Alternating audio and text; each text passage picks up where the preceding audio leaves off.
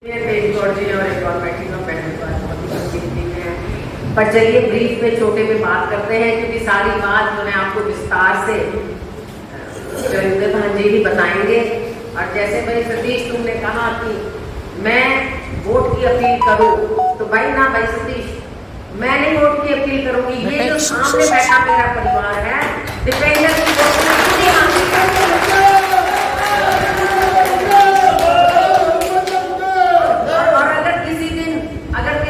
बेटे से मैं नाराज होगी तो सब मन में भी मनाना होगा कि हमारे भाई की वोट नहीं है।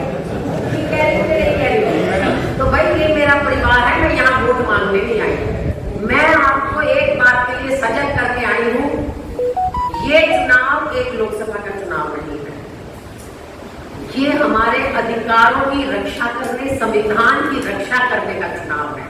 और संविधान खत्म तो ये देश खत्म, हमारे अधिकार खत्म, हमारा अस्तित्व खत्म। ये हमारे अस्तित्व की लड़ाई है। और जब मैं अस्तित्व की बात कहती हूँ तो बुजुर्गों के लिए, हमारे जैसी उम्र वालों की तो तकरीबन उम्र निकल गई। मैं अपने युवा बच्चों के भविष्य की बात कहती हूँ। ये लड़ाई आने वाली 25 तारीख को ये फैसला करेगी कि हमारे युवाओं का भविष्य कैसा होगा। ये सरकार ना तो किसी गरीब के बच्चे को शिक्षा देना चाहती है, ना रोजगार देना चाहती है, ना बराबरी का अधिकार देना चाहती है। इस सरकार की मंशा संविधान बदलने की है।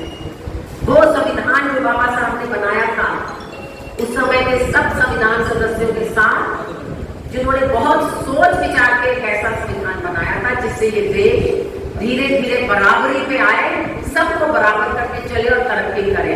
लेकिन आज इस देश की संपत्ति गिनती के 12-15 पूंजीपतियों के हाथ में है, बाकी सभी के हाथ में कोई संपत्ति नहीं है, कोई रोजगार नहीं है। तो ऐसी हालत देश की आज 10 साल बाद इन्होंने कर दी। 5 साल और रह गए तो याद रखना हमारा देश बर्बादी की गर्भ में चला जाएगा। मैं बहुत लंबी बात नहीं करूंगी, आपसे अपील करती हूँ कि आज ये जो राम के ठेकेदार बने हुए हैं, उस राम की वाल्मीकि ने उस रामायण की रचना की थी, जहाँ सभी बैठे हुए हैं। राम का ठेकेदार कोई नहीं, अगर राम के ठेकेदार तो हम सब हैं, नहीं तो कोई भी नहीं। क्या कहते हैं, राम को जो लाए हैं उन्हें हम लाएंगे।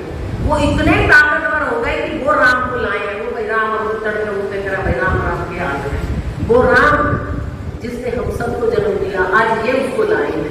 ये धर्म की बातें समाज में आपस में एक दूसरे को दूर करने की बात है। जिसको जो धर्म, जो भगवान मानना, अपने घर में मानो।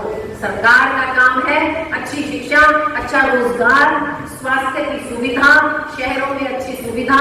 मैं रोहतक वाले से पूछती हूँ, कितनी जगह साफ पानी आना शुरू हो गया हमारे धरने के बाद? पानी आना बंद हो गया, सड़कों में गड्ढे हैं, सीवर ब्लॉक है, स्कूल बंद हो रहे हैं, बच्चों को पढ़ाई नहीं है। अब फिर जब आप अपनी कोई बात कहने जाते हैं, पीने का पानी नहीं, मेडिकल कॉलेज में दवाइयां नहीं। अब फिर जब आप कोई बात कहने कोई भी वर्ग जाता है, चाहे वो आंगनबाड़ी की वर्कर मेरी बहनें गई थी, मेरी बेटियां गई थी, आशा वर्कर हमारी बेटियां गई थी, उन्हें जब अपनी बात कहनी होती है तो बदले में मिलती हैं लाठियां। सरपंच गए, क्या मिला? लाठियां। एम्प्लॉयज गए, क्या मिला? लाठियां। ये सरकार केवल दमनकारी नीतियों में चल रही है।